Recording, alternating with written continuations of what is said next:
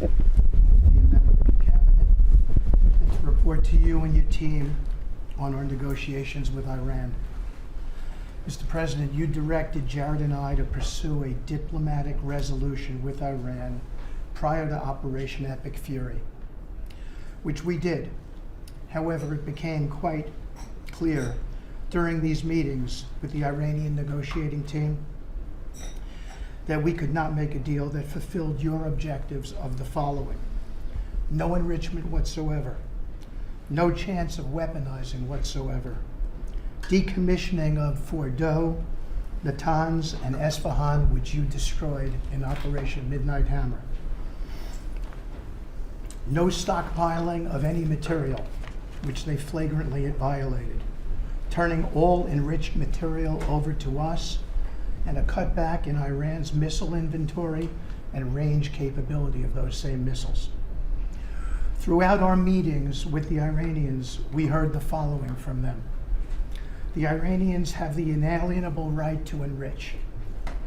Then we heard they possessed enough 60% enriched material, 460 kilograms, to make 11 atomic bombs. Finally, we heard the following statement. They would not give up diplomatically what we could not win militarily. In other words, they were again miscalculating the success of Midnight Hammer, which was a total success. These are incontrovertible signs among many other signs, sir, that their regime had not given their negotiating team authority to make a deal required by you. We conferred with you and all the other members of your foreign policy team, Susie Wiles, Pete Hegseth, the chairman, Marco Rubio, JD, Scott Bessent, Chris Wright, John Radcliffe, throughout all of these negotiations, and we were repeatedly rebuffed on everything we asked for. I have no doubt that we exhausted all efforts on behalf of a peaceful resolution, as you directed. Jared and I both agreed that the Iranians were there to buy time until a weaker president arrived. This was a flawed strategy, as your clear direction was to never allow Iran to obtain a nuclear weapon today or any time in the future. Against that backdrop and our compelling military successes in Epic Fury, we have had multiple reach outs from the region and others who want to play a role in ending this conflict peacefully. I can report to you today that we have, along with your foreign policy team, presented a 15-point action list that forms the framework for a peace deal. This has been circulated through the Pakistani government, acting as the mediator. And this has resulted in strong and positive messaging in talks, as you just indicated to the press. But these are sensitive diplomatic discussions, and you have directed us to maintain confidentiality on the specific terms and not negotiate through the news media as others do. I can say this: we will see where things lead, and if we can convince Iran that this is the inflection point with no good alternatives for them, other than more death and destruction. We have strong signs that this is a possibility, and if a deal happens, it will be great for the country of Iran, for the entire region, and the world at large. Your policy of peace through strength is the most effective tool for a diplomatic resolution here, just as this policy was an effective tool in each and every one of all of the other conflicts you settled in your first year. Iran is looking for an off-ramp following your powerful threat on Saturday. Your indications that you are willing to listen to peace proposals have been well received. You have instructed us that your preference is always peace, and that we should make that our priority. We have delivered that message, sir, along with the 15 points for peace. Finally, we have told Iran one last thing: don't miscalculate again. Thank you very much. Everybody around this table is doing a great job. Repeat accent, please. Mr. President. I'll start kind of where you left off, Mr. President. Thank you for doing the work of the free world and having the courage to step up and stop the Iranian terror regime from holding the world hostage. That's really what it is. And 27 days ago, Iran had a modern military. Never in recorded history has a nation's military been so quickly and effectively neutralized. Operation Epic Fury is not an endless war. It's a decisive campaign with clear objectives to destroy Iran's offensive military capabilities and ensure they never obtain a nuclear weapon. This is stuff for the history books. This is stuff for legacy. Mr. President, you are acting now to ensure future generations do not have to live under the threat of a nuclear-armed Iran. However, you wouldn't know it if you listened to the dishonest hate Trump media, as you referenced. The folks here in the room, these cameras, they have a choice. You're either informing the American people of the truth or you're not. Because I hear it from my people every day. Behind every headline you write, there's a helicopter crew in the air. And behind every news banner you write, there's a battalion on the move. And behind every fake news story, there's an F-35 pilot executing a dangerous mission. My message to the media is get it right. This actually isn't something new to me. I may be a young guy, Mr. President, but I'm not a rookie in this realm. In 2007, I helped lead the surge, the public fight for the Iraq surge. Stood and watched people stand in the Senate and declare the war is lost before it even started. Who was that? It was Harry Reid. That was the Democrats and the media working hand in glove. Back then it was 3 years into a war. Now we're 3 weeks into an operation. But see, unlike Iraq, this isn't a tie. This is not parody. This is not chaos. This is success, pure American success, on plan, and as the president said, ahead of pace. Over 10,000 enemy targets destroyed, over 140, I think now you're right, Mr. President, over 150 naval vessels sunk, underground facilities destroyed, their defense industrial base in shambles, and overnight, not only do they not have a Navy, Mr. President, they no longer have a Navy commander. IRGC's Navy commander was killed overnight in operation. So no Navy leader. Now that here's the thing about the media though, if President Trump had not acted, you'd be screaming, why not? And now that he has taken decisive action, you're asking, well, why did you? It's the same old tired playbook, TDS in your DNA. But the hardworking, God-fearing, patriotic Americans out there know better. And you alluded to this, President Obama, Mr. President. Here's a fact that you don't hear on your networks, that we know. Many of the Iranian military factories and bases that we're systematically destroying were paid for by the pallets of American cash that Barack Obama flew into Tehran under the Iran deal. You might call it an inconvenient truth. Iran took our money and turned it into weapons and bunkers and ammo. And now we're destroying those weapons and you're writing, Mr. President, that grievous wrong. And make no mistake, we had to act. And our objectives are clear. No nukes, no Navy, and a complete dismantling of their missile program and defense industrial base. And as Marco pointed out, that mission, and the VP as well, has not changed since day one.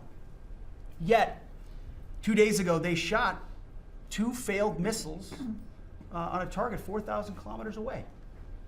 For years, they told the world that their missiles could only range 2 kilometers. Surprise. Yet again, Iran lied. And to the world, I say London is 4,000 kilometers from Iran. Washington, D.C. is 3,300 kilometers from Venezuela, another country President Trump did something about that partnered for a long time with Iran. So you're telling us that Iran is not a threat to the world or to the U.S. President Trump knows better. And here's what success actually looks like right now. You mentioned it, Mr. President. A-10 Warthogs, if you know them, you love them, and Apache helicopter gunships are flying strike missions inside Iranian airspace and throughout the Strait of Hormuz at will. See, you only send these slow, low-flying, close air support platforms when the enemy has no meaningful air defenses left. Their presence is proof that Iran's air defenses are gone. Their command and control is shattered, their top leaders hiding in underground bunkers, while their mid-level commanders are being crushed in the field. The morale of their fighters plummeting, and we see that disconnect daily. They're privately admitting, as you said, Mr. President, very heavy losses. We know that. President Trump has given us a clear mission. Our capabilities are only going up and Iran's are plummeting. We are here to win, and we're full speed ahead. So, Steve, we appreciate your efforts. We pray for a deal, and we welcome a deal. And we have the ultimate deal maker to make it happen. But in the meantime, as I said yesterday, the Department of War will continue negotiating with bombs. War is negotiation by other means. And finally, I want to thank our incredible troops. Our pilots, crews, sailors, refuelers, air defenders, the absolute best of America, the real 1% of our country. This president, President Trump, has your back. And I know this cabinet prays for you every single day, and we ask the American people to do the same as they continue in this mission. God bless. Thank you, Mr. Thank you President. very much. It's great. I think before I ask Scott to say a couple of words, it would be great if people like the mayor of Chicago and the governor of Illinois would say, please come in and stop the crime. A beautiful young lady was killed the other day, and the father was a very good friend of Dan Scavino, and he took it very hard. Dan took it very hard, like the father, friends. They grew up together, and it's a young lady whose life would be saved if we did what we did as an example in Washington, D.C., which is now a safe city. All the time, people come up to me in the building, people that work here, they say, thank you so much. I know immediately what they're talking about. They're able to walk to work. They walk to work. You all walk to work. Some of you were mugged. I know you told me stories. Some of you were mugged. One person in particular was viciously mugged in the group right here. It's not happening anymore. You have a safe city. Louisiana, the governor of Louisiana called me, could you help me with New Orleans? They just had the Mardi Gras. He said it was the safest Mardi Gras we've ever had. Sounds terrible to say. No murders. You know, it sounds like, who would say this? No murders. But they always had murders. They had a lot of crime during Mardi Gras. He said virtually no crime. We had the troops down there. Memphis, Tennessee, I just got back. We were there. Crime is down 75%. In a short period of time, we're there 5 months. We could do that for Chicago. We could do that for New York. We could do that for L.A. And we could do that for, frankly, San Francisco. I know they have a mayor who's trying very hard. He's a Democrat, but he's trying very hard. But we can do it much more effectively because he can't do what we do. He can't take people out from the city and bring them back to the country from where they came, where they were in prisons. They were allowed to go in prisons. They were drug dealers, the highest level drug dealers, murderers, 11,888 murders. We do things that they can't do. I had friends calling me up from San Francisco. Could you give him a chance? I said, absolutely. If you want, we'll give him a chance. He's trying. He's doing okay, but we could do much better. We could make it a lot safer than it is. San Francisco, a great city, was a great city, could quickly become a great city again. But, you know, they're going very slowly. I tell my friends they're very substantial people. They're in a certain business where people have made a lot of money. I hope that lasts. But they have a tremendous potential. It was one of the greatest cities in the world. Now it's got a lot of crime. And the mayor is really trying. Again, a Democrat trying. And I spoke to him. He just wants to have a chance. And I said, we'll give you a chance. But we can solve it very quickly. This young lady would be around today if we were around, because we have nobody coming through our border. I mean, literally for 9 months, it's zero. It's hard to believe that number can be possible because millions of people came in through Biden. But nobody even tries. We don't have the caravans of thousands, 25, 30,000 people pouring into our border. They come up in caravans. We don't have caravans anymore. There's no such thing anymore. It's a name that I think I developed, but somebody developed it, but I think it was me. I thought it was and appropriate. And thousands of people would come up and just barge into our country, totally unchecked, totally unvetted. And this man came in, Dan, right? And he came in through the ridiculous open border of Biden. If we were there, the election was rigged, what are you going to do? Came back, big comeback. But if we were there, we wouldn't have had people coming through. It's amazing. You know, it's so easy now because everyone knows they're not getting through. We don't have any caravans. Once they know that, when it was easy to come through. When I heard that they had an open border policy, I said, boy, this is going to be, I couldn't believe it. But when it was actually, you know, it dawned on me because I had built 1,000 miles of wall and we were finishing up some and he didn't want to finish it up, Biden. I said, they really do want to have an open border. And we got it finished. But that young lady would be alive today. And she'd be alive for another reason, because we would have the National Guard in Chicago and in New York and in other places. And they love doing it. It's like training, to be honest. It's actually training. I never want to take them out of D.C. I mean, maybe somebody later on will do it, but I never want to take. You know, people, they look, they say, we feel so good, we feel so safe. We see these beautiful, strong people, and they're so nice. They help, they open the doors for people. They carry bags. They pick up paper when they see paper on the ground. I looked at D.C. last night. I drove to make a speech, and I drove through, and I said, take me this way, take me that way. The city's clean. The fences are down. You don't have homeless all over your parks. I mean, we had parks. There was no room for anything else other than homeless. It's all clean and nice. And it'll be even more beautiful in a year from now. And we have some projects that are great. This ballroom is going to be something that's so beautiful for the city, so desperately needed by presidents. I mean, now it's no secret the military wanted it more than anybody. It was supposed to be secret, but it became unsecret because of people that are really unpatriotic saying things. But doesn't matter. Doesn't matter. It's going to be great. We're building an arc, a triumphal arc, which will be incredible for the city. Incredible. We're fixing up what was the Kennedy Center. I was honored when the board changed the name a little bit. Actually, it shows that the Republican and the Democrats, they work together. It's really something we work together. So I think it's a great symbol, actually. But we're doing a lot of work. That building's ready to fall down. It's in terrible shape. We're closing it. We're going to open it with a bang in less than 2 years. It'll come in under budget, ahead of schedule. That's what I do.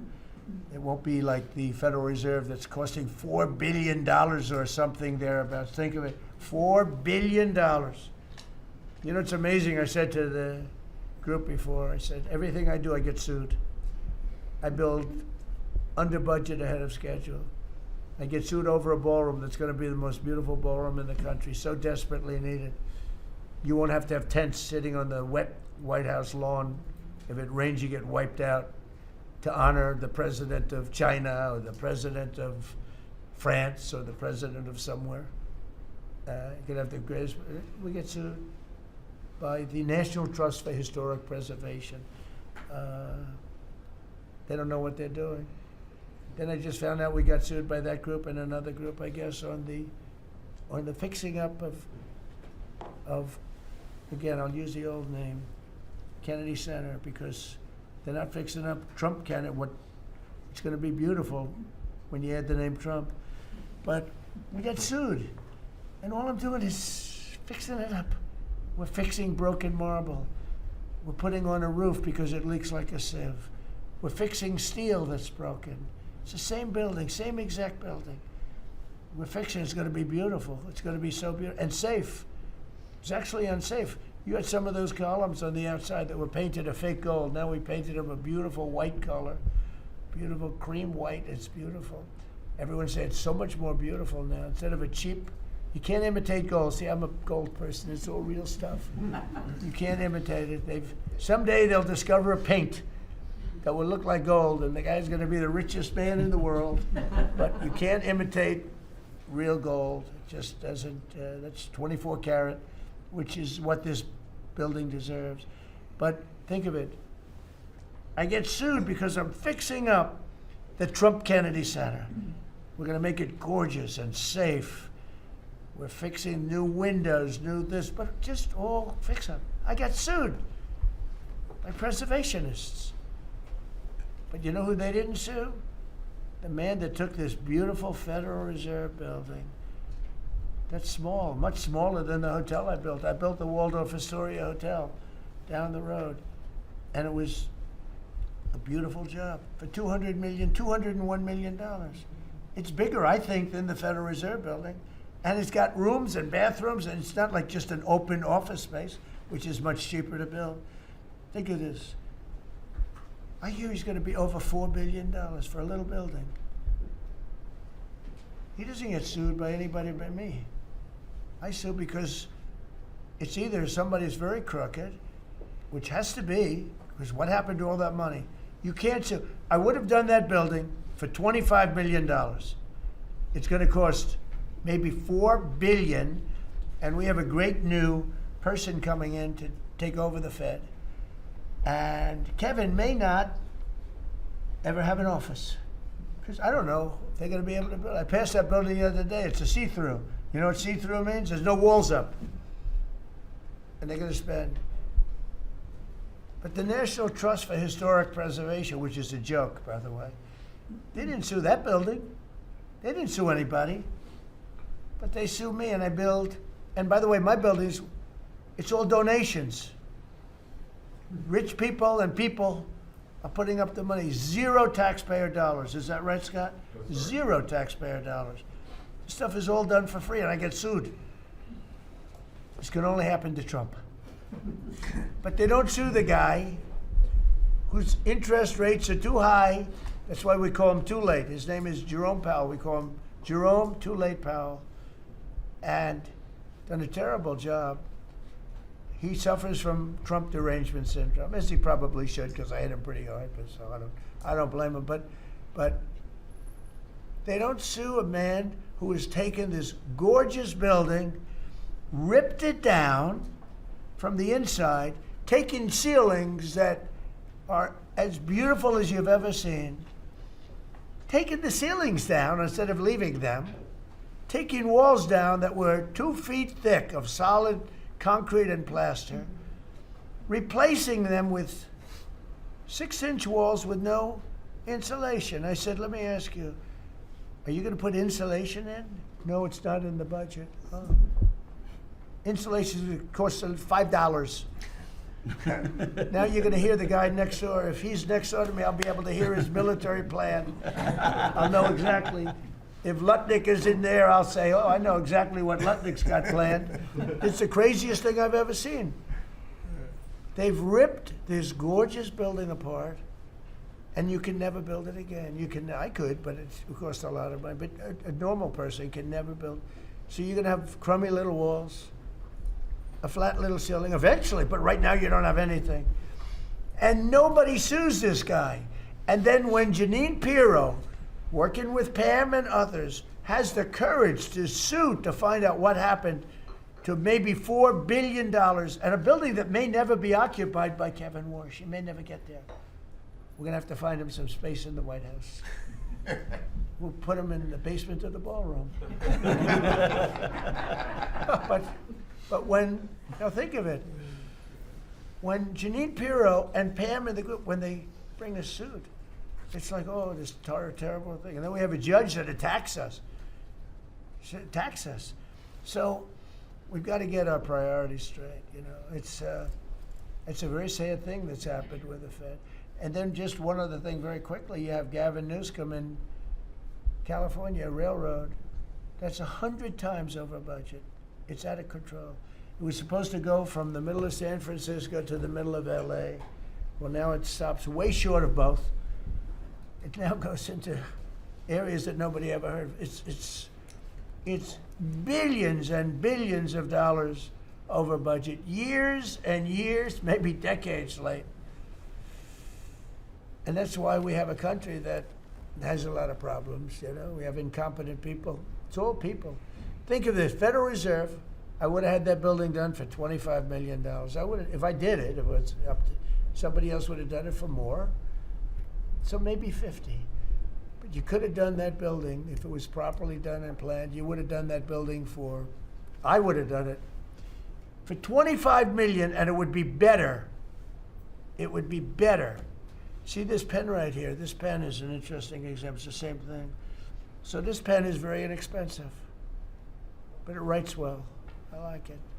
But I can't have the pen the way it was. You know what it is. I don't want to give them too much publicity, but they do treat me well. Sharpie. So I came here, they have $1,000 pens. And you know, you hand pens out, you're signing and you hand them out, you're handing them to all these people. Sometimes you have 30, 40 people. And they were $1,000 a piece. Beautiful pen, ballpoint. 1,000, it was gold, silver, gorgeous. But I'm handing out to kids that don't even know what they're, what is this, mommy? It's kids. They're getting a pen for $1,000. They have no idea what it is.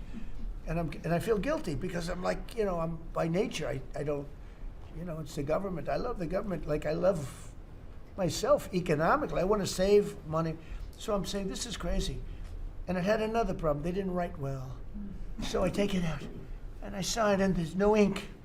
And I got all you people looking and you're saying, there must be something wrong with Trump. And I'm signing and there's no ink in the pen and it costs $1,000.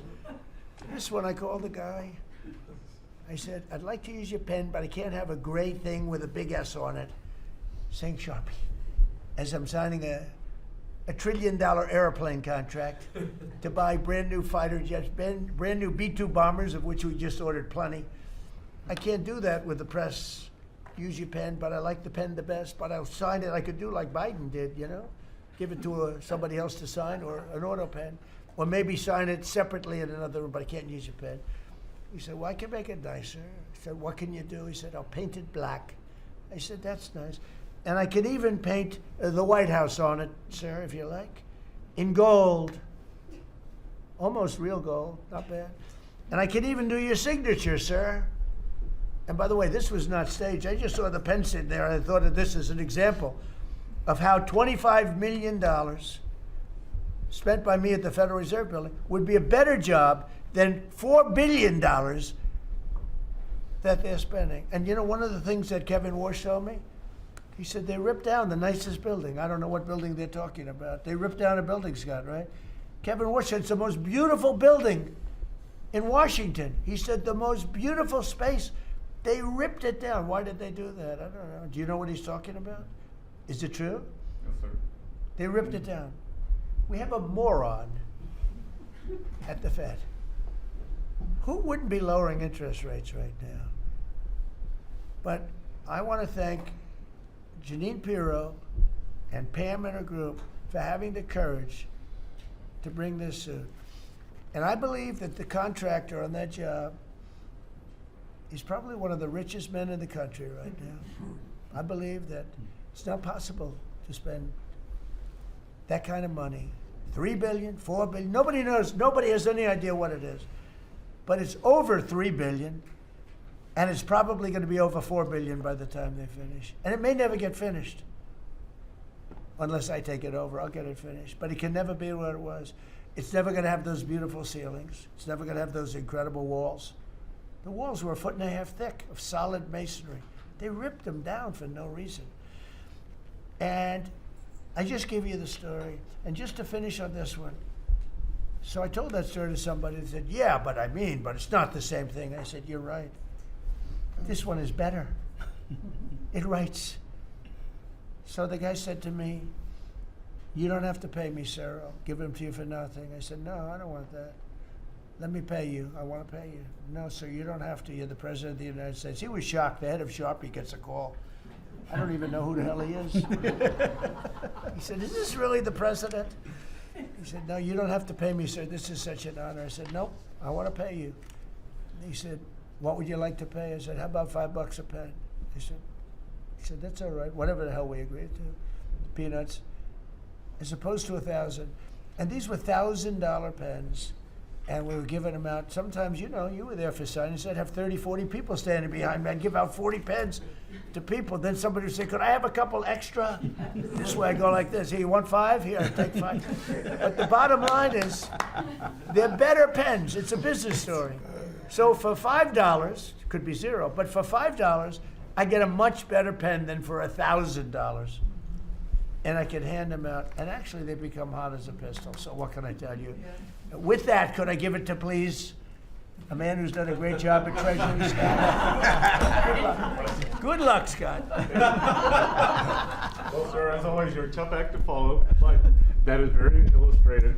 Your economic leadership has made our military mission possible. Mr. President, national security, as you always say, is economic security. Your leadership has shown the American people that there is no prosperity without security. That our mighty military on one side, but the U.S. economic strength is fighting off this evil regime. The Iranians believe they are fighting a two-front war.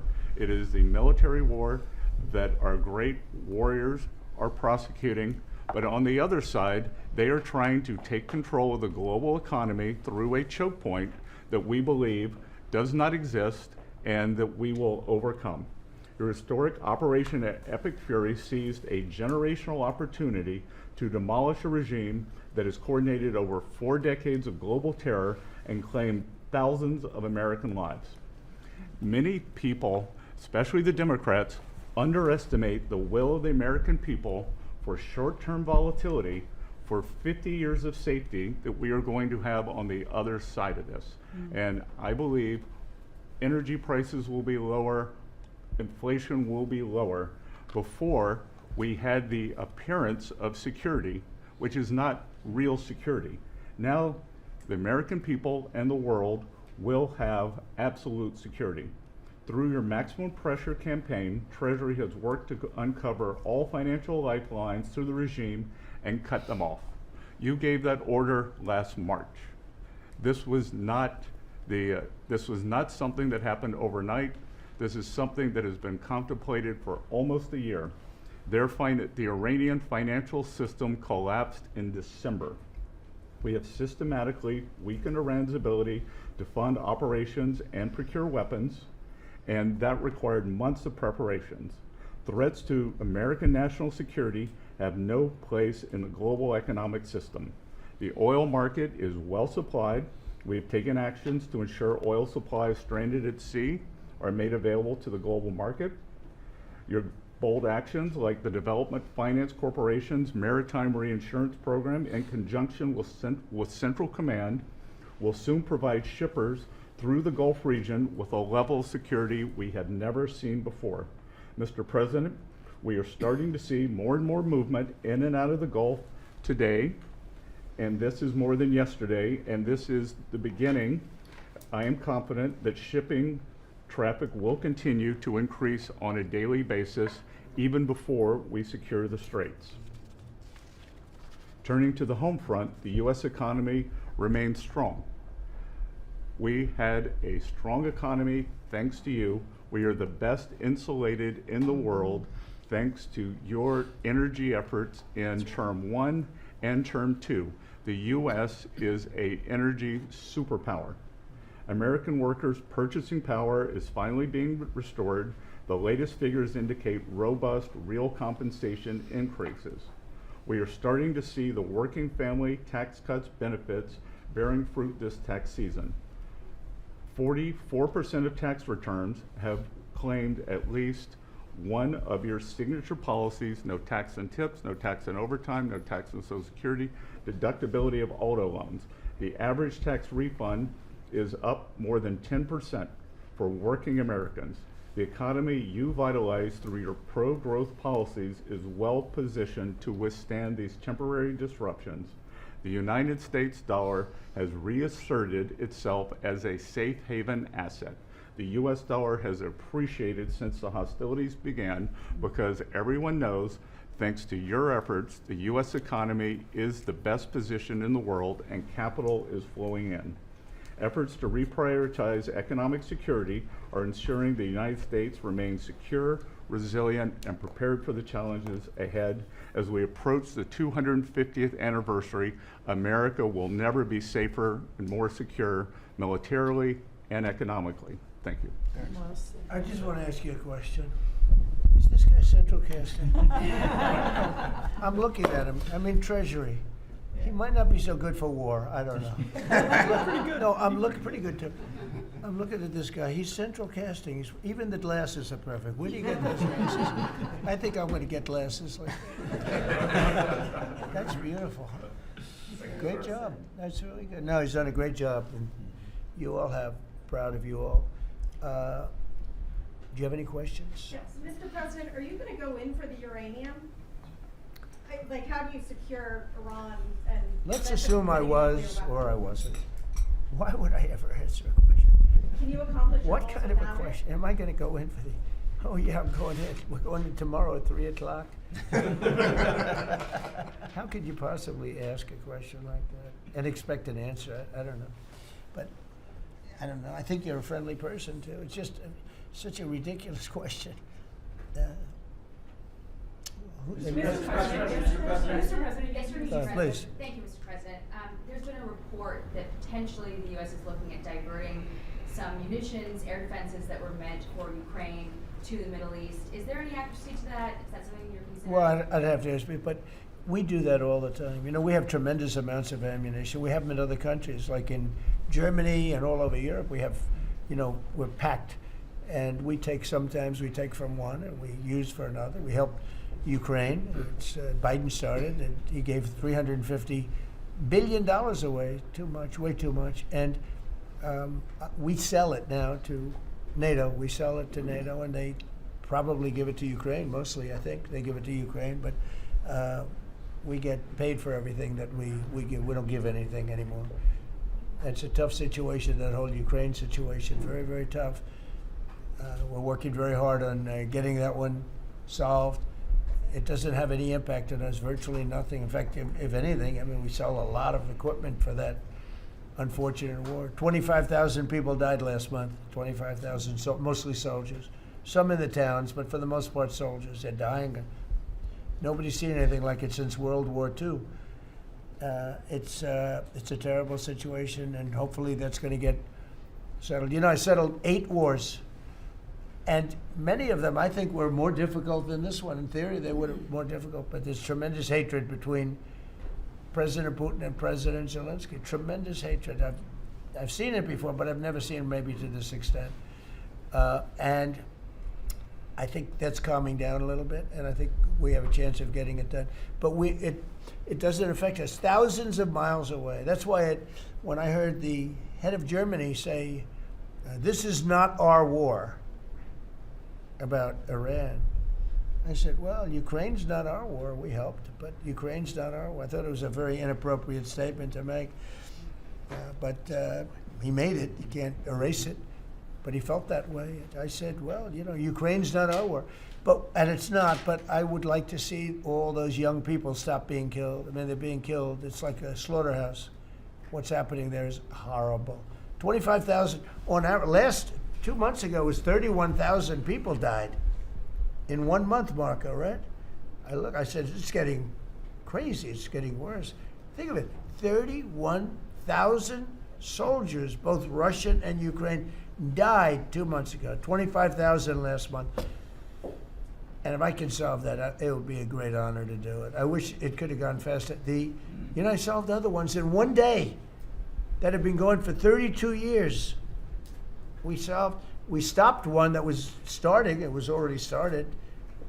India and Pakistan, and the Prime Minister of Pakistan, a very fine gentleman, said President Trump solved something that was going to cost 10 million lives. That was going to cost a lot of lives, 2 nuclear nations. And those were complicated, but we got them done quickly. This one is, it's a shame. And the only reason I'm doing it, frankly, is because I want to stop death. I want to stop the death from happening. I think I'm going to go with a man that I've missed, Brian. I haven't seen you in a long time. I miss you. He's been in a very strange location. I don't know. He's had a strange thing happen. But anyway, go ahead, Brian. Well, good to see you too. Actually, good to see this card cabinet doing one. Good to see you too. You talked about gas prices coming down. Yeah. Obviously, they will. But would you ever consider suspending the federal gas tax in order to kind of temporarily alleviate some? Well, some people should do that. As an example, in California, every time prices go down, his prices go up because they the gas tax is bigger than the tax itself, bigger than the product itself. It hasn't. I mean, we've thought about it, I guess, but honestly, when I did this, I knew it was going to be a little bit. We had the greatest economy ever. We had the greatest stock market in history. I said we're going to take a little bit of a hit, a short-term hit. It's going to end up going much higher than it was, in my opinion. I said we're going to have a great stock market. Nobody thought we could get to 50,000 or 7,000 in the respective indices. Nobody thought that was going to happen, but it did in the first year. They said it couldn't happen in 4 years, that you wouldn't hit 50 in 4 years, but you could maybe get close. We hit it in the first year. And I said, this is a good time to solve a problem that you had to solve. And that's what I did. But the gas tax, people have talked about it. It's something we have in our pocket if we think it's necessary. And if I can follow real quickly, you just recently took off, Secretary Duffy, 17,000 truckers off the road that quite frankly could not speak English, which is a safety issue. Yeah. Could we ever extend that to Uber drivers, Lyft drivers, cab drivers, for someone who takes a lot of Ubers? A lot of my drivers can't speak Oh, well, that's not good. I didn't like that. Go ahead, John. So that's a really good point. The problem is that our states are the ones that issue these licenses. So with commercial driver's licenses, we do have some federal control. But again, we have thousands of people who can't speak the language, long-standing rule, and it's a safety issue, right? If you can't understand road signs, if you can't communicate with law enforcement when you're pulled over and communicate what's on your rig, huge problem. But the last administration, Mr. President, they let truck driving schools self-certify that they were qualified to train truck drivers. And so this is like the Leering Center. So you pay $800 and you get a certificate that you passed a CDL driving school, and again, they have no skills. They don't have the knowledge and they don't have the skills. They haven't gone through any of the testing. And then they get licenses and they're killing Americans on our roads. So it's remarkable, the rot that the last administration allowed to take place. We are ending that, and I need partnership with our states. Even California started to come on board. Even Gavin has started to play ball with us, which is surprising. Not all the way, a little bit of ball. Mr. President, It's interesting because I just saw something that the nursing home business and the daycare centers in particular, they went out and inspected them in Minnesota, and they didn't exist. They're knocking on the door. He happens to be a young man, Nick, nice young man. He's done a very good job. They're knocking on doors. It's like homes, and they're getting hundreds of thousands of that. They didn't exist, and in California it's worse. It's even worse. And I spoke with Russell Vogt. I said, Russell, don't send them any money. He said, but we have a court order that we have to. Can you believe it? A judge. The judges are really hurting this country. Our judges, Justice Roberts doesn't like when I say it, but the judges are really hurting this country. And frankly, the justices, the Supreme Court, has really hurt our country too. Yeah. Mr. Mr. President, do you have a new deadline, given that there are some talks now? Do you have a new deadline before taking? No, I'll announce it. I mean, right now, you're talking about a deadline for doing some pretty big damage, even bigger than we've done. We'll see. Look, we have very substantial talks going on with respect to Iran, with the right people. I told you about a present, right? Steve, can I reveal the present? You can do anything you want, sir. They said to show you the fact that we're real and solid and we're there. We're going to let you have 8 boats of oil, 8 boats, 8 big boats of oil. This was 2 days ago. And they'll sail up tomorrow. That was 3 days ago. And I didn't think much about it. And then I watched the news, and they said, a very good anchor, actually, happened to be Fox. But I watched it, and he said, something's unusual happening. There are 8 boats that are going right up the middle of the Hormuz Strait. 8 big tankers are going loaded up with oil right through. And I said, well, I guess they were right, and they were real. And I think they were Pakistani flagged. And I said, well, I guess we're dealing with the right people. And actually, they then apologized for something they said, and they said, we're going to send 2 more boats. And it ended up being 10 boats. All right. I hope I haven't screwed up your negotiations, but I thought it was appropriate to say, because I did taunt you the other day by saying they're going to give us a present. Yeah, Yeah, please. please. There were 2 illegal immigrants who were arrested at San Francisco airport for ignoring deportation orders. At the same time, as you highlighted, really great reception from American travelers for ICE agents. Is there a PR aspect of this that can allow future deportations to go on with less protesting, less outrage? Yeah, it's amazing, because by putting ICE there, look, the press was very unfair to ICE. So was everyone else. These are great American patriots. They have a tough job. They have to find murderers and take them out of our country. I wouldn't want to do it. You wouldn't want to do it. Most people wouldn't want to do it. They do it. And, 11,888 murderers. And that's murderers. That's not drug dealers. That's not lots of other things. It's not people from mental institutions. Entire jail populations were released from major countries and let into our country through the open border. And ICE has done an amazing job. I wouldn't want that job. It's a tough job, dangerous job.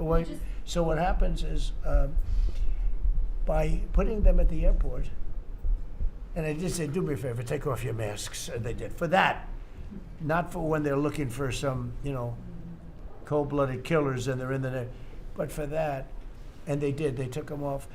And the passengers, I see the interviews of people, they're saying, these are nice people. One person said, he's a very strong man, but he's a nice guy. He grabbed my bag. He helped a woman with a bag that she couldn't lift. And I'll tell you, I don't want to use the word rehab because there was nothing to rehab, but rehab from the press, because the press is so tough on them. And these crooks in Minnesota, these crooked politicians and dirty cops. They're dirty cops, they're dirty politicians. Waltz is a dirty, crooked politician. The Attorney General is a crooked guy. He's no investigations, and I hope JD's going to do a great job. He's in charge of it now with somebody who's very talented. But I think it's easy stuff. They say $19 billion, think of it, is missing. $19 billion. If we would solve half of the fraud problem, Pam, in this country, we would have more than a balanced budget. We'd have a surplus. And in the case of Minnesota, it's very Somalia-oriented. Think of it. These people come from a crooked country, disgusting country, one of the worst countries in the world. Acknowledged to be one of the worst countries in the world. Some people say it's the worst. They have no money, they have nothing. They come to our country, low IQs, and they rob us blind. Stupid people. And they rob us blind because we have crooked politicians and we have dirty cops. The Attorney General's a dirty cop. It's my opinion. It's only my opinion. And something should be done about him. Let's see what kind of a job he can President, do. yesterday you said that you hate mail-in Iran should be ballots. able- and Excuse me? Should Iran be able to charge a toll for the Strait of Hormuz? They're charging some vessels to go through. Oh, yeah. Well, should they be able to? I mean, they shouldn't be able to, but they're doing it a little bit. I don't know. Look, their capability is a lot less than it was 2 weeks ago. And with every week and every day, frankly, it gets less and less. All I can tell you is they're begging to make a deal. So let's see what happens. We may make a deal. Yesterday you said that you have to change mail-in ballots. Tell me about mail-in ballots. Go ahead. You mean I used a mail-in ballot? You probably said, yeah, I did. Why did you You use know that? what? Is Because there I'm no president bias? of the United States, and because of the fact that I'm president of the United States, I did a mail-in ballot for elections that took place in Florida, because I felt I should be here instead of being in the beautiful sunshine So you taking. were in Palm Beach, sir, the last few weekends. That's right, and Did you I run in person? decided that I was going to vote by mail-in ballot because I couldn't be there, because I had a lot of different things. But we have exceptions for mail-in ballots. You do know that, right? So if you're away, we have an exception. If you're in the military, we have an exception. If you're on a business trip, we have an exception. If you're disabled, we have an exception. And if you're ill, if you're not feeling good, we have. So I was away, mostly in Washington, D.C., so I used a mail-in ballot. But I appreciate the question because I know it was so well-meaning. Yeah. Mr. President, I actually just looked up the company that owns Sharpie, and they stock turned positive after you mentioned it. Question number N. By the way, they deserve it. Yeah, question number It's a N. good product. So you gave a 5-day deadline. With oil tankers going through the Strait of Hormuz, is that a condition to move that 5-day deadline? Well, we don't want anything impeded. We want ships to go through. We don't know that they've dropped any mines, by the way, because we blew up all their mine droppers, right? We blew up every one of them. They're going to have to take them out on a rowboat or something. I don't know how the hell they get out there, but we don't really know. You might speak to it. We don't know. There could be a few of them out there, but that's a lot. You know, if you have $1 billion ship and you get hit by a mine, it's not the greatest thing in the world. So if you think, the problem with that's not like you've decimated a military. If you think there may be a mine, that's a bad thought, and it stops things up. How are we doing in that regard, Peter?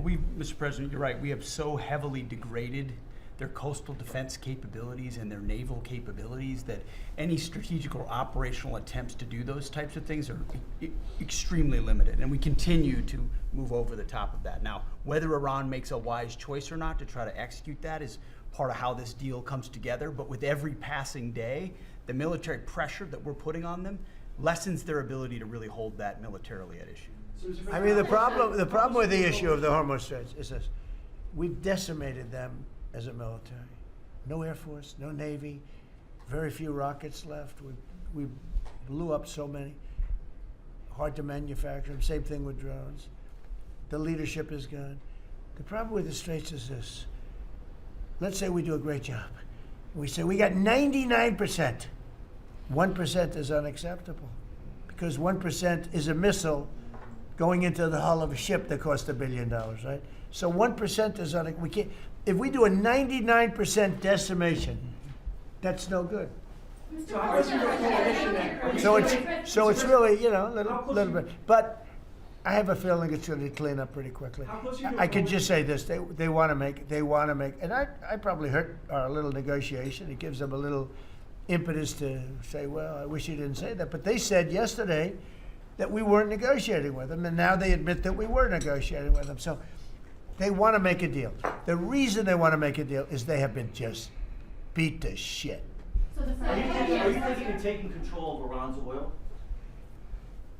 It's an option.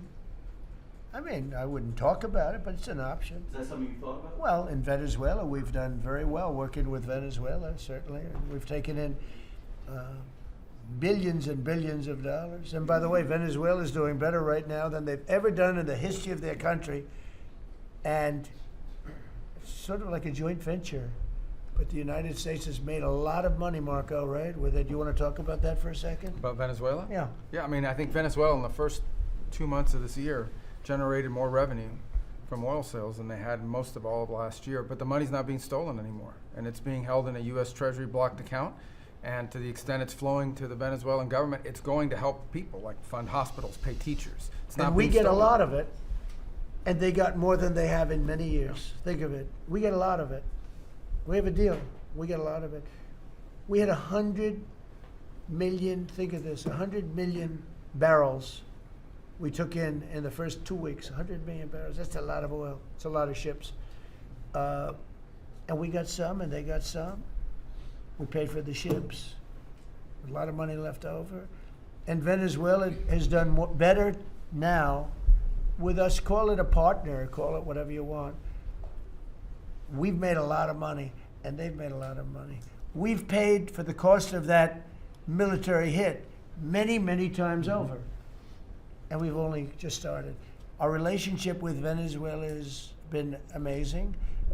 The people, actually, I'm the highest polling person. In other words, after the presidency, I think I may go to Venezuela and run for president against Delcy. I may run against Delcy.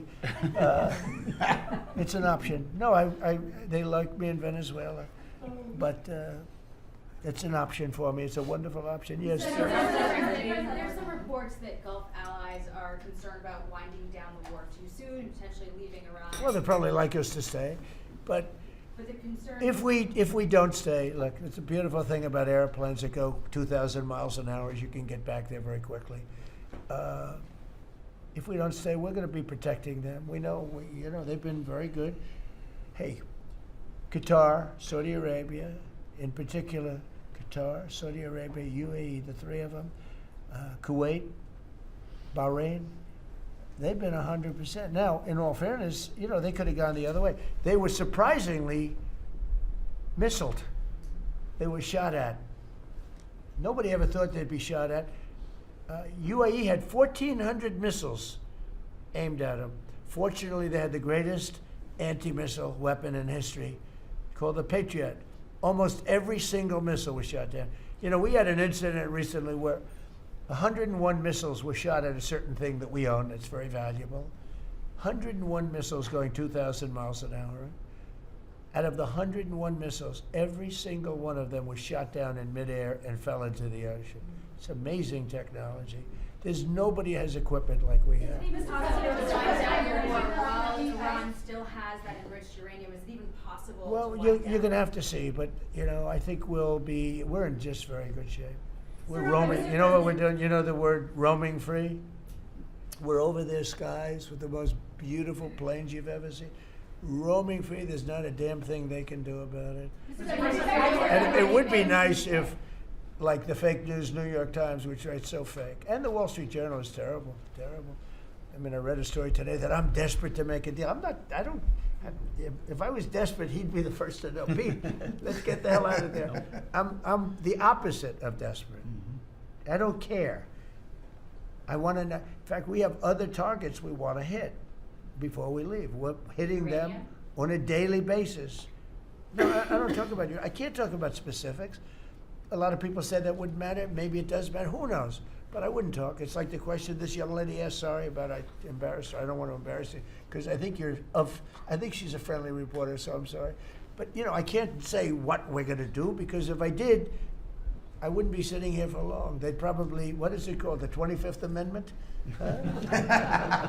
They'd institute the 25th Amendment, which they didn't do with Biden, which is shocking. The question is, apparently safe enough to leave the region, because Steve said that they've got enough uranium to make 11 bombs. That's a very scary thing. So. Well, it's again, I can't talk to you about that. You're asking me a question. You're essentially saying, will I go in and do something? I can't talk to you about that. Mr. President, you're looking at a coalition of ships to help, warships to help protect tankers. How close are you to getting that coalition? Well, we have a coalition for them, but they should have been up here a long time ago. And they're affected. The amazing thing is we don't need the Hormuz Strait. We don't need it. We don't need it at all. We have so much oil. Our country is not affected by this. We have twice the amount of oil as Saudi Arabia or Russia, and soon it'll be 3 times the amount. Chris, do you want to speak to that for a second? And that's correct. Our total oil production is greater than Saudi Arabia's plus Russia, and more than we consume in the United States. So we're the largest. Pretty Yeah, good. pretty. You know what they call it? Drill, baby, drill. Mr. President. Anything else you want to say? Well, and same thing for natural gas. We before your first term, we were the largest exporter of natural gas in the world. Today, we're just by far the largest. We were the largest importer. Now we're by far the largest exporter, and it's growing rapidly this year. New facilities are coming online. New production's ramping up. We're doing an amazing job. We get a lot of help from that man right over there. He's getting approvals done quickly and very environmental. He's an environmentalist, actually. He does a great job, but he gives you a fast approval or rejection. Do you have anything to say? Well, back on Venezuela, where Chris and I have both had a chance to be there, I literally think they're going to put a statue to President Trump. And it's not a political statement, it's an actual thing. So. That would be a great honor. No, because it's like they view President Trump like Simon Bolivar. He's the liberator of a country, and this is a country where they love American baseball. You look on the street, they're wearing NBA jerseys, and Delcy and her team working with us, getting back. Chris and I both experienced it was the first time in Venezuelan history that they had the free press allowed to come on to essentially where the White House, the Palatial Miraflores, and it was an emotional thing for people that had been for 20 years had never had a chance to be there.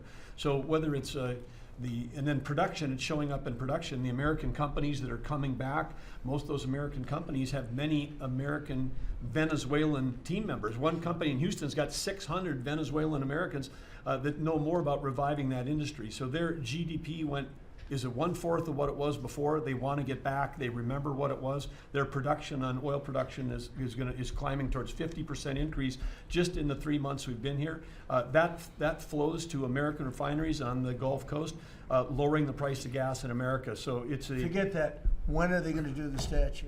The hell with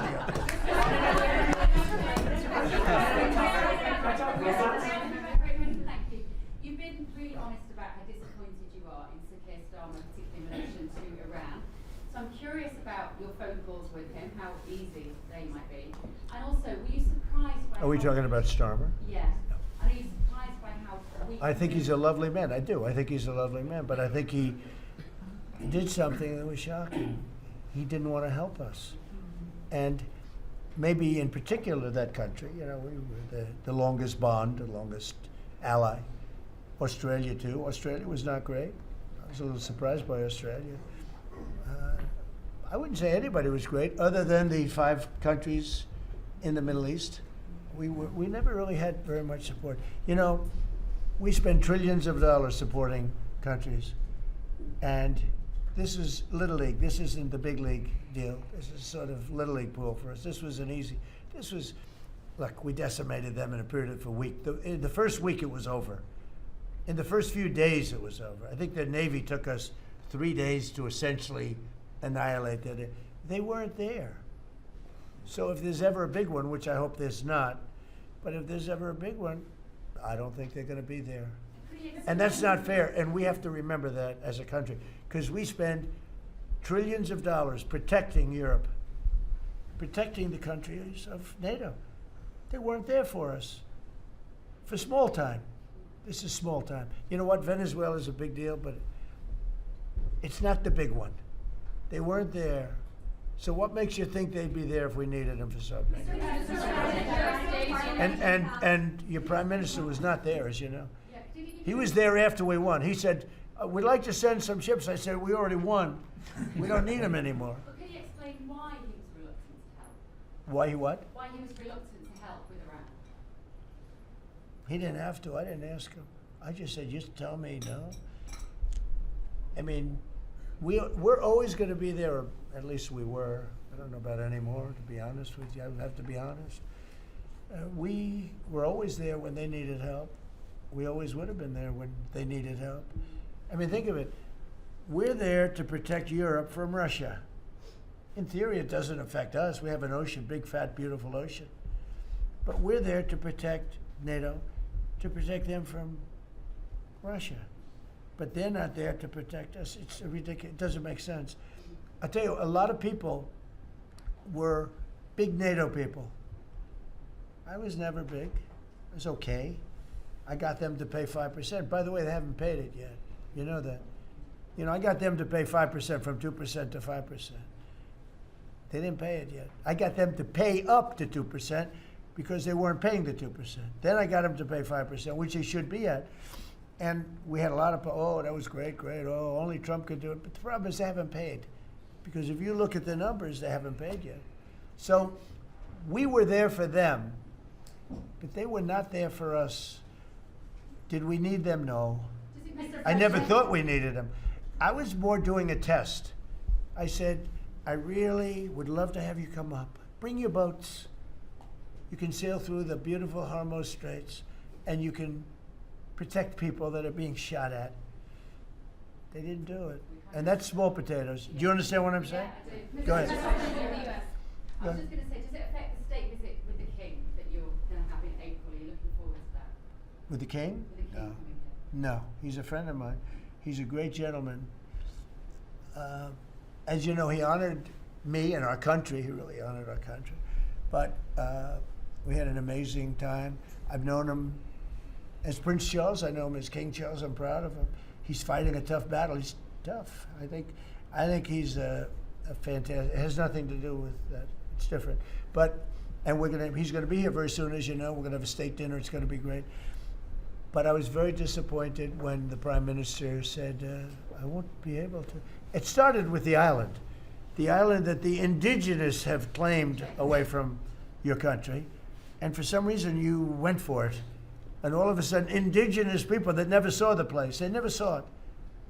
He was afraid that we would do something to himself because he's a liberal. That's the way they think. Mr. President, And when we needed the island to land that beautiful B-2 bomber, we were told we can't use it. We'd have to fly back to Missouri, which is a 17-hour flight, as opposed to a couple of hours. And I said, you gotta be kidding. Not good. They made a big mistake. Mr. President, is the Friday deadline for Iran, is that pushed back now, or, and if not? I don't know when is yet. the I don't know. Mr. Witkoff and JD and Jared will tell me whether or not they think it's going along. And if it's not going along, maybe not. And we have a lot of time. You know what? It's a day. In Trump time, a day, you know what it is? That's an eternity.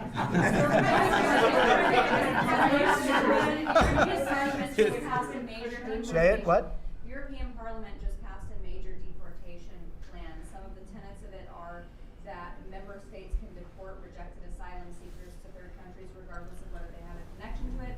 It allows for detention periods of up to 2 years and also offshore return hubs or detention centers similar to ours. Who did this? Which country? European Parliament, and the vote was not close. It was 389 in Good. favor to 208 against. I'd vote. So I'd vote with them. Yeah. Europe is where you are now. Do you think that will move the needle with Democrats? I don't care about the Democrats. The Democrats hate our country. The Democrats are in chaos right now, and they have no common sense. You know, they have one quality that's amazing. They stick together. And it's harder because they stick together in a ridiculous policy like men playing in women's sports, open borders for everybody, including murderers and anybody else that want it. We're open to you. Come in, murderers. You know why they do that? They do that for a couple of reasons, but they do it for votes because they think they're going to vote for the Democrats. Even though I did great with the Hispanic vote, tremendous with the Hispanic vote. You know, I turned that whole thing around. The Hispanics like me and I like them. And you know, it's interesting with the Hispanics. When I built the wall, everybody said, oh, that's going to ruin us for the Hispanic. It was just the opposite. They know all about immigration and they know all about death and crime, and they're smart people and they have common sense. They wanted to be protected from the people that were coming into our country. So, you know, I won the election with a very tremendous Hispanic vote, and I think it's higher now than it was then. So, we're a party of common sense. The Democrats are a party of insanity. They're a party that will destroy our country. If I didn't win this election, I believe our country would have been destroyed by now. 1 year, that's all it would have taken. If you had Kamala or Sleepy Joe, either one, it wouldn't have mattered. They're the same thing. Two sleepy people, two stupid people. I believe, and by the way, Gavin Newsom, who is one of the candidates, I believe he took himself out of the running when he says he suffers from mental disability.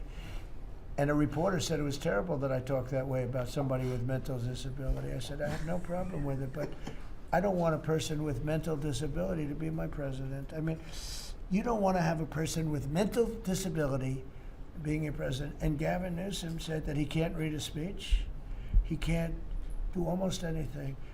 And then he said he's as dumb as all the people in the room. And he got accused of being a racist, which was an amazing set. I thought it was the worst interview I've ever seen anybody give. He's actually a very stupid person. So I believe he's out of the running. I think that statement, that interview, he admitted that he's a stupid person. I don't want a stupid person being president. You know, I'll say it right now. I say it because no press never reports it. I'm the only president that ever took a cognitive test. I took it 3 times. It's actually a very hard test for a lot of people. It wasn't hard for me. But it's a cognitive test. It starts off with an easy question. And by the time you get to the middle, it gets tougher. By the time you get to the end, very few people can answer those questions. They get very tough, mathematical equations and things. I took it 3 times. I aced it all 3 times in front of numerous doctors that I have no idea who they are. And I was told when I went in, they said, Doc Ronnie told me this. My current doctors who are fantastic doctors, they said, well, if you take it, it's Walter Reed, it's essentially a public hospital. And if you do badly, it's probably going to get out. But I aced it. I got them all right. And one doctor said, I've never seen anybody get them all right. I've been doing the test for 20 years. I want people, I would love to see anybody that's a president or a vice president or anybody that has any chance of being a president, I would like to see them take a cognitive test. Because we had a man in this office that had no clue what was happening. And let me give you a little secret. He wasn't a smart man 30 years ago. And I'll tell you about President Obama. He wasn't a smart man either. I know all about him. He wasn't a smart man, highly overrated. He was a great divider. And our country can't go through that anymore. Can't go through. We have done an amazing job. I had to do a little stopover. I call it an excursion. I had to do a little stopover in Iran, and we had to knock the hell out of them because our country would not have been safe. The world wouldn't have been safe. I've done a great favor for the world. The world has not been reciprocal. Because when I told NATO, where we give billions and billions of dollars, trillions over the years, I said, do you mind coming up and giving us a little hand with the streets? Send up some. They didn't want to get excursion. Okay.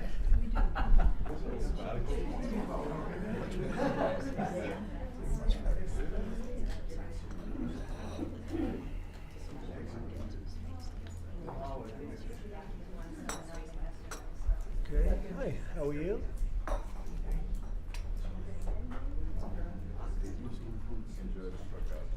Are you all ready? A lot of media, as usual.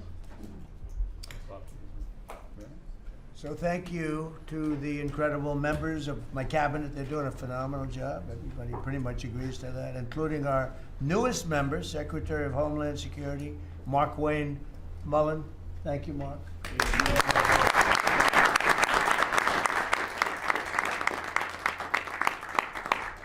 And we all know him very well, and he was a very popular senator, a very effective senator. Effective probably being the more important word. JD, don't you think? Yes, sir. And we wish you a lot of luck. Thank you. I think you do fantastically well. Congratulations to you. You have an amazing family that were here yesterday in the Oval, sworn in. His family's amazing, so thank you very much. We're now on day 41 of the disgraceful Democrat shutdown of Mark Wayne's department. Congratulations. You came into a department that shut down by the radical Democrats. Right? But Democrats are really punishing the American people. I saw it today on one of the shows where they were interviewing people at the airport, and they're all angry at the Democrats. They're saying, they're actually angry at Schumer. I didn't think anyone knew his name. One woman said, that Schumer is disgraceful. He's a disgrace to our country. But they're angry at the Democrats. They know what's happening. But they're punishing the American people, including travelers at airports, all in the quest to return to open borders and give amnesty to illegal alien criminals. They want to give amnesty to some of the criminals that came into our country. Just about all of them, actually, if you look at it. They love sanctuary cities, which is a sanctuary for criminals. They want to make sure they're taken care of. That's what we're fighting about. That's really what they're fighting. They don't talk about that, but that's what they're fighting about. They want to protect criminals. In many cases, 11,888 murders. Many of them, I will say, are gone now because of us. We got them out. But still have some left. Should have never happened, should have never been allowed to come into our country. But we're not going to let it happen. We're not going to let the Democrats get away with this stuff, and people are wise to them. So they need to end the shutdown immediately, or we'll have to take some very drastic measures. This morning I want to give an update on the Operation Epic Fury, which is an appropriate name because we are absolutely obliterating them. Over the past 3 weeks, we've been hitting Iran's military capabilities at a level that few people have ever seen before. People never knew there was such a capability. We have the strongest military anywhere in the world by far. I built it during my first administration. And I used it during my second administration. Unfortunately, because I'd rather not have to use it. But it's a display of force and precision and skill like nothing the world has really witnessed, although you got a pretty good witnessing of it in Venezuela also. And that was a smaller version of what we're doing now. We're crushing their missiles and drone stockpiles, destroying the defense industrial base. We've wiped out their Navy completely, their Air Force completely. We've wiped out a large percentage of their missiles. And the missile launchers, without the launchers, the missiles don't do any good. And we've knocked out probably close to 90% of the launchers, probably more than 90% of the missiles themselves. Between some they fired and more than they fired, we knocked out. We've also destroyed a lot of the factories. We're continuing to do that, but a lot of the factories where they manufacture the drones and the missiles. The drones too are way down, but the reason they're down is they go one way and they don't come back, because for the most part we're shooting them down. But we also are able to, we've really done tremendous damage to the places where they make them. And just so we set the record straight, because I've been watching the Wall Street Journal's fake news and all these stories that get printed like, oh, I want to make a deal. They are begging to make a deal, not me. They're begging to make a deal. And anybody that saw what was happening over there would understand why they want to make a deal. But they say, oh, we're not talking to them. Anybody would know they're talking. And only a total fool. And they're not fools. They're very smart, actually, in a certain way. And they're great negotiators. I say they're lousy fighters, but they're great negotiators. They are begging to work out a deal. I don't know if we'll be able to do that. I don't know if we're willing to do that. They should have done that 4 weeks ago. They should have done it 2 years ago. Or they should have done it when we first came into office, because 2 years ago they had free reign under Biden. Sleepy Joe, worst president in the history of our country. When he allowed to happen to our country at the borders, and even with a thing like this. But not just him. Every president for 47 years, every president should have done this. They should have done it a long time ago, because you cannot give lunatics a nuclear weapon, and they would have had a big one. It stopped really when we did the B-2, but even before that, the Barack Hussein Obama, what he did where he gave them the Iran nuclear deal, gave them free will toward a nuclear weapon. Basically, he chose Iran over Israel and others that didn't want him to do it. But I terminated that deal. Had I not terminated that deal, you would have had a nuclear weapon years ago and it would have been used, guaranteed. And one of the reasons you know about the guarantee is because their neighbors were sort of like bystanders. They weren't involved very much. They didn't choose heavy sides. They didn't want to, because people were concerned with Iran. There was a big black cloud over the Middle East. They were concerned, but all of a sudden the war starts and they start shooting at these five, in particular, 5 countries. They start shooting at Qatar, Saudi Arabia, UAE, Kuwait, Oman. They start shooting at them, and everybody was